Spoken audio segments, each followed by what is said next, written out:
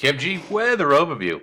And this is the rainfall through August 13th. But today's August 18th. So we've had more rain since this slide. This is courtesy of NOAA. And yeah, I think this is easily going to be the rainiest August that we've had since 2011. Remember 2011? That was Tropical Storm Irene. That was at the end of the month. But in the middle of the month, in that particular August, we had a tremendous amount of rainfall around August 11th and 12th. And we actually broke some daily rainfall records for those dates. It was quite impressive.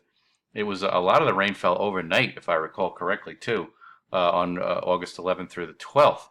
So we are reaching new heights, soaring to new heights of rainfall supremacy for the month of August here. And radar at this hour looks like it's getting to be a little bit active, but nothing too crazy yet. This is off the Penn State EWAL site.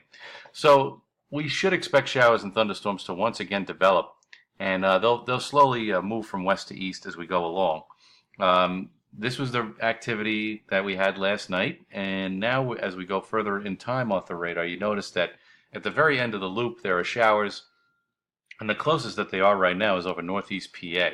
But those will fill in as we go through the day as the natural heating of the day starts to build up, and this is what it looks like off the NAM. And the NAM model basically has a general increase in showers and thunderstorms this afternoon. We have this front that's slowly moving through, and that'll give you the opportunity for a shower or storm basically at any time. It's really tough to pinpoint when these showers and storms will develop, as you may be aware at this point. But you got to check the radar. That's the best bet. Don't go by your point and click. They're going to give you all this crazy information. It's going to rain at 5:32 p.m. or some nonsense. But really, the only way to really track this stuff is by using a radar on your smartphone, and just keep an eye to the sky, as they say.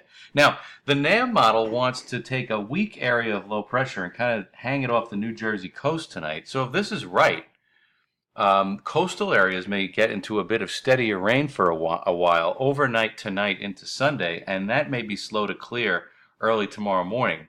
North and west of town, however, it's a little bit more optimistic as far as rainfall is concerned for tomorrow. So that's your general theme going forward. Now, as we go through the week, I want to switch gears and just show you the GFS, because as we go into Monday, that front sags completely to the south. We're left with a couple of nice days for Monday and Tuesday, but then more rain moves in for Wednesday, and there's going to be a general threat for showers and thunderstorms for Wednesday, and this front will push on through, and then for the end of the week it looks nice with temperatures near 80 as high pressure sort of asserts itself, and we get into a fairly dry overall pattern. Now, when we look at the jet stream, what it's doing, what it's telling me is that by Wednesday, we have this frontal passage that's going to come through with showers and thunderstorms. And then as the front leaves, the jet stream will sort of sag to the south for a couple of days, and we'll be left with this pattern where we have comfortable temperatures and lower humidity values.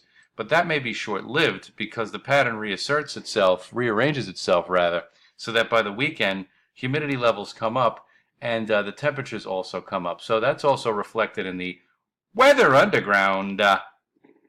You could see it on the temperatures.